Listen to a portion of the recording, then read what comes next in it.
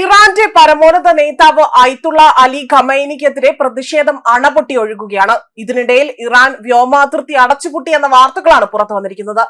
ഇറാനിൽ രാഷ്ട്രീയ മാറ്റം ആവശ്യപ്പെട്ടിട്ടും ഖൊമേനി ആകട്ടെ ഇതിനോട് ഇതുവരെയും പ്രതികരിക്കാത്തതും രാജ്യത്ത് വലിയ പ്രക്ഷോഭത്തിന് വഴിവെച്ചിരിക്കുകയാണ്. ടെഹ്റാനിൽ ഉടനീളം തന്നെ ഇന്റർനെറ്റ് വിച്ഛേദിക്കുകയും ചെയ്തു. ഇറാൻ ടെഹ്റാന്റെ പ്രധാന വിമാനത്താവളം അടച്ചുപൂട്ടിക്കൊണ്ട് രാജ്യത്തുടനീളമുള്ള വ്യോമ പ്രതിരോധ സംവിധാനങ്ങൾ അത് സജീവമാക്കിയതായി തന്നെ അന്താരാഷ്ട്ര വ്യോമയാന മുന്നറിയിപ്പുകൾ വ്യക്തമാക്കുന്നുണ്ട്.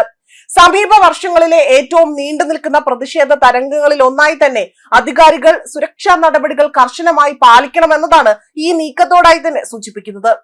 അതുപോലെ തന്നെ നാടുകടത്തപ്പെട്ട കിരീടാവകാശി വലിയ രീതിയിൽ പ്രാദേശിക സമയം രാജ്യവ്യാപകമായി തന്നെ അവിടെ വലിയ രീതിയിൽ പ്രകടനങ്ങൾക്ക് ആഹ്വാനം ചെയ്തതിനെ തുടർന്ന് വലിയ രീതിയിലാണ് പ്രതിഷേധങ്ങൾ അണപൊട്ടി ഒഴുകിയത്.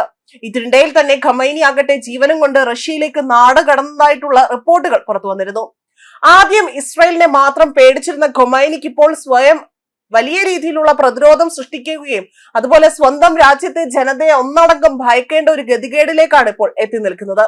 US ആസ്ഥാനമായുള്ള human rights activist news agency report ചെയ്തത് പ്രകാരം ഇതുവരെ ടെഹ്റാനിൽ മാത്രമായി തന്നെ 42 പേർ കൊല്ലപ്പെടുകയും 2270-ലധികം തന്നെ ആളുകൾ അറസ്റ്റിലാവുകയും ചെയ്തിട്ടുണ്ട്.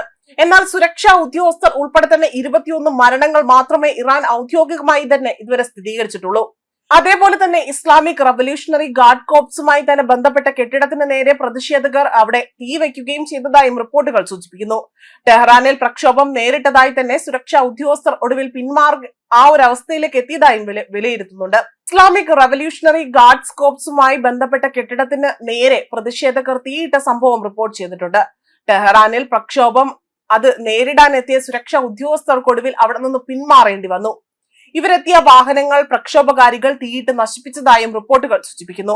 പ്രക്ഷോഭങ്ങൾ ശക്തമായതോടുകൂടി തന്നെ രാത്രി മുതൽ ഇറാനിൽ രാജ്യവ്യാപകമായി തന്നെ ഇന്റർനെറ്റ് വിച്ഛേദിക്കപ്പെടുകയും അന്താരാഷ്ട്ര ടെലിഫോൺ ലൈനുകളും ലഭ്യമാകുന്നില്ല എന്നാണ് ഇപ്പോൾ ഓൺലൈൻ റിപ്പോർട്ടുകൾ സൂചിപ്പിക്കുന്നത്. പ്രതിഷേധകർ തമ്മിലുള്ള ആശയവിനിമയം തടയാനാണ് ഇത്തരത്തിൽ ഭരണകൂടം ഈ ഒരു നീക്കം നടത്തിയിരിക്കുന്നത്. പ്രതിഷേധകർക്കെതിരെ സുരക്ഷാ സേന മാരക ആയുധം ഉപയോഗിക്കുന്നുവെന്നും ഇവിടെ ആംനസ്റ്റി ഇന്റർനാഷണൽ കുറ്റപ്പെടുത്തുകയാണ് ചെയ്തിരിക്കുന്നത്.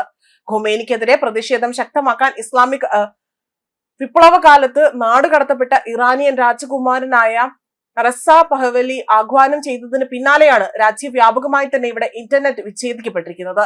അതേപോലെ തന്നെ ഇറാനിലെ യുവതലമുറയെ വിജയത്തിന്റെ തലമുറ ജനറേഷൻ വി ഫോർ വിക്ടറി എന്ന് വിശേഷിപ്പിച്ചുകൊണ്ട് അദ്ദേഹമാകട്ടെ സമരം തുടരാൻ ആഹ്വാനം ചെയ്യുകയാണ് ഉണ്ടായത്.